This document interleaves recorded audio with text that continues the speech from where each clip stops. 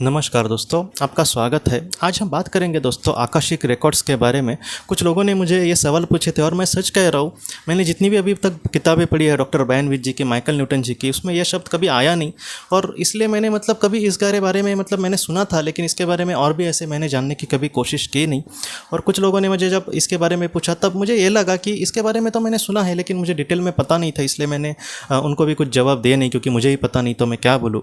लेकिन इसके बारे में जितना मैंने थोड़ी सी जो भी जानकारी जुटाने की कोशिश करी, उसके बारे में मैं आपको कहता हूँ। बहुत ही सिंपल भाषा में आज हम बात करेंगे दोस्तों इसके बारे में। तो ये जो आकाशिक रिकॉर्ड्स है, ये आत्माओं के लिहाज से इसको इस तरीके से देखा जाता है कि एक ऐसी जगह है जहाँ पर जैसे हम आत्मलोक में हम रहते हैं, ऐसे हम बात करते हैं हम आत्मा के स्वरूप में। जैसे पृथ्वी पर इंसान के रहने की ये जगह है, वैसे आत्माओं की एक दूसरी एक जगह होती है और उसको हम आत्मलोक कहते हैं। तो ये जो थ्योरी है दोस्तों आकाशिक रिकॉर्ड्स की, उसके मुताबिक जो आत्माएं होती है उनका आत्मलोक में एक ऐसा रिकॉर्ड होता है कि जहाँ पर उनसे जुड़ी जो भी सारी बातें हैं, जैसे कितने जन्म उन्होंने लिए हैं, उन्होंने अपने जीवन में क्या क्या अच्छा किया है, क्या क्या बुरा किया है, अब जीवन में उनको क्या सीखना बाकी है, अब तक उन्होंने बहुत ही अच्छे से विकास जो है वो किस बातों में किया है। तो इस तरीके से सारा A to Z जो रिकॉर्ड होता है वो कहीं ना कहीं एक स्टोर किया होता है उस दुनिया में, या फिर वो ये लोग इस तरीके से भी बोलते हैं कि उसकी किताबें वहाँ पर मौजूद है और उसको आकाशिक रिकॉर्ड्स कहते हैं। कोई एक आत्मा है, जैसे मैं एक आत्मा हूँ, तो मेरा जो सारा रिकॉर्ड है वो कहीं ना कहीं उस किताबों में हमें मिल सकता है, या फिर उस तरीके से वहाँ पर नमूद किया होता है। इसको थोड़ा सा और भी खुलकर मैं आपको कहूँ तो ये जो बातें हैं हम सब के लिए पूरी तरीके से नई नहीं है। जैसे चित्रगुप्त के बारे में तो आपने सुना होगा कि वो जो इंसान है उसका सारा लेखा जोखा उसके पास है, और वो हर एक कर्म को इंसान के लिखता है, और कहीं ना कहीं जब इस दुनिया से इंसान चला जाएगा तब उसके कर्मों के हिसाब से जो यम देवता है वो उसका न्याय करेगी। तो इस तरीके से कहा जाता है ये सारी बातें। इसलिए आकाशिक रिकॉर्ड्स, इस बात को थोड़ा सा हम चित्रगुप्त के रिकॉर्ड से भी हम मिलाकर देख सकते हैं। तो ये इस तरीके से कुछ बातें होती है, ऐसे कहा जाता है।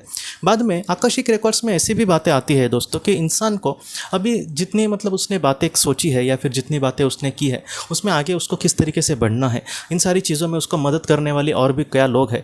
अब ये जो आकाशिक रिकॉर्ड्स है उसमें मार्गदर्शक आत्मा, मास्टर सोल वगैरह ऐसी तो बातें वहाँ पर नहीं आती। यहाँ पर बस एक रिकॉर्ड की बात की जाती है। और जितना मुझे आत्मलोक के ज्ञान के बारे में जो बातें पता चली दोस्तों, उसके मुताबिक भी जो आकाशिक रिकॉर्ड्स है, ये जो बात है, ये जो थ्योरी है, वो पूरी तरीके से सच दिखाई देती है। क्योंकि बहुत सारे आत्माओं ने भी ये कहा है कि उन्होंने ग्रंथालय ऐसे शब्द लाइब्रेरी, ये शब्द का उपयोग करने की कोशिश करी है। उन्होंने ये कहा है कि आत्मलोक में एक ग्रंथालय जैसे एक जरूर जगह होती है, और उस जगह पर हर एक इंसान के लेकर उससे जो जुड़ी हुई बातें हैं, उसकी सारी बातें कहीं ना कहीं एक पुस्तक के रूप में ही जैसे होती है। और वो पुस्तक बहुत सारी किताबें, जैसे लाइब्रेरी बोलने के बाद हमारे सामने बहुत सारी किताबें आएंगी, तो वैसे तो वहाँ पर किताबें नहीं रखी होती, वहाँ पर एक कहीं ना कहीं ऊर्जा की ही वो सारी चीज़ें होती है। जैसे एक किताब मैंने वहाँ पर उठाई और उसको खोला, तो मुझे वहाँ पर वही ज्ञान मिलेगा उस किताब के रूप में, या फिर उस किताब से जो मुझे उस वक्त ज़रूरी है जानना। जैसे अब मेरे लिए बहुत ही ज़्यादा आगे का मेरा जीवन क्या होगा, उसमें मुझे क्या सीखना ज़रूरी है, तो वो अगर मुझे वो जानना है तो कोई और किताब मैं नहीं उठा सकता, या फिर उसका मुझे नॉलेज वहाँ पर नहीं मिलेगा। अब जहाँ पर जिस चीज़ को मुझे इच्छा है जानने की, या फिर मेरी ज़रूरत है, उसी को वहाँ पर मुझे मिलेगा, और उसका भी सारा लेखा जोखा वहाँ पर होता है दोस्तों। और जितना मैंने इसके बारे में जाना है, जो आत्माएं हैं वो भी यही बोलती है कि जैसे हम अपने दोस्त को भी लेकर किसी ग्रंथालय में जाके ऐसे ही बैठकर कुछ पढ़ सकते हैं, लेकिन आत्मलोक में ऐसे नहीं होता। आत्मलोक में ज़्यादातर वो जो आत्मा है, ज़्यादातर वो अकेले ही जाती है ग्रंथालय में, या फिर अगर वो चाहे तो उसकी जो मार्गदर्शक आत्मा है, अगर ज़रूरी हो तो वो भी उसके साथ आत्मलोक में वैसे ग्रंथालय में आती है। क्योंकि मार्गदर्शक आत्मा को जिसको जिम्मेदारी दी जाती है उस आत्मा की, तो उसको उसके बारे में ज़्यादातर सब कुछ पता होता है दोस्तों। तो इस तरीके से आकाशिक रिकॉर्ड्स को हम देख सकते हैं। ये जो बात है आकाशिक रिकॉर्ड्स, कुछ लोग इसको सिरे से नकार देते हैं, किसने देखा है आगे जाके वगैरह, लेकिन ये बात जो है वो पूरी तरीके से झूठ नहीं है दोस्तों।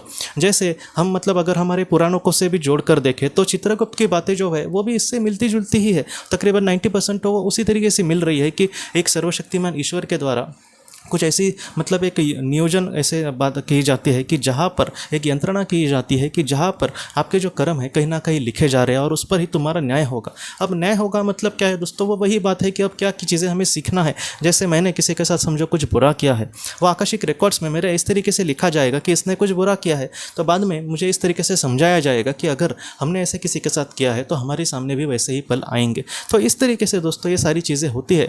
आकाशिक रिकॉर्ड्स हो, आत्मालोक की बात हो, या फिर यम देवता की, चित्रगुप्त की बात हो, तो एक दूसरे से ये बहुत ज़्यादा मिलती जुलती है। और इसका मतलब एक बोलते हैं ना निचोड़, या फिर 100 बात की एक बात कहीं ना कहीं आखिर में मैं आपको यही कहता हूँ कि हमारे जीवन में हम जो भी कार्य कर रहे हैं, आज हमें लग सकता है कि कोई मुझे नहीं देख रहा कुछ पाप करते समय। कुछ लोग ऐसे भी होते हैं कि कुछ अच्छा करते हैं और किसको पता नहीं होता उन्होंने जो भी अच्छा किया है, तो उनको थोड़ा सा बुरा भी लगता है कि मैंने इतना किया और किसी को पता नहीं, किसी को कदर नहीं। तो इन सारी चीज़ों को लेकर हमें चिंता नहीं करनी। आज हम कुछ बुरा कर रहे हैं और ऐसे वक्त में आज किसी को वो पता नहीं है, तो ऐसे वक्त में एक दिन ज़रूर आएगा दोस्तों कि जहाँ पर हमें पता होगा कि ये सारी जो बातें हैं मेरी कहीं ना कहीं ईश्वर को पता है, क्योंकि वो सारी चीज़ें कहीं ना कहीं लिखित स्वरूप में लिख रहा है कोई। और दूसरी बात, अगर हम किसी का कुछ अच्छा कर रहे और कोई हमें उस तरीके से कीमत नहीं दे रहा, कुछ नहीं हो रहा, तो ऐसे वक्त में जो ईश्वर है वो उसका मतलब जो तोहफा है ज़रूर हमें एक ना एक दिन देगा। इसलिए इन सारी चीज़ों को लेकर दुखी भी नहीं होना। इसलिए जितना हो सके दोस्तों, जो भी चीज़ें आज हम कर रहे हैं कहीं ना कहीं लिखित स्वरूप में, कहीं ना कहीं हमारी अंतरात्मा जो होती है वही कहीं ना कहीं इसको लिखती है। इस तरीके से भी आत्माएं कहती है और उसी तरीके से रिकॉर्ड वो अलग अलग तैयार होते हैं। इसलिए जितना हो सके अपने जीवन में अच्छे कर्म से हमें आगे बढ़ना होगा, निस्वार्थ भावना से आगे बढ़ना, स्थित प्रज्ञता से आगे बढ़ना। ऐसे इसको कहीं ना कहीं एक आदर्शवादी जीवन कहा जाता है दोस्तों। तो इस तरीके से हमें अपने जीवन में आगे बढ़ना होगा और अच्छे कर्म करते हुए हमारे आत्मा का विकास करने में हमें मतलब योगदान करना होगा दोस्तों। तो दोस्तों हम अपने अगले वीडियो में मिलते हैं। आप अपने परिवार का ख्याल रखना। आपका बहुत बहुत धन्यवाद। जिंदगी की रोशनी ये एक कंसल्टेंसी है जो ऐसे लोगों को मदद करने की कोशिश करती है जिन्होंने किसी अपने को खोया है, या फिर जो लोग अपने जीवन में बहुत ही ज़्यादा दुखी है। जो लोग इस संस्था के साथ जुड़ते हैं उन्हें पास्ट लाइफ रिग्रेशन की ऑडियोज़ भेजी जाएगी, जिससे घर बैठे वह पास्ट लाइफ रिग्रेशन का अभ्यास कर सकते हैं। और उन्हें 5 मेडिटेशन ध्यान की भी ऑडियोज़ भेजी जाएगी। और इसके साथ साथ उन्हें PDF किताबें भेजी जाएंगी जो हिंदी और अंग्रेज़ी में है, जो मोबाइल पर या फिर लैपटॉप पर आप उसे पढ़ सकते हैं। और 10 ऑडियो बुक्स भी आपको भेजी जाएंगी। तो दोस्तों अगर आप इस संस्था के साथ जुड़ना चाहते हैं तो कृपया इस नंबर पे व्हाट्सएप मैसेज करें। आपका बहुत बहुत धन्यवाद।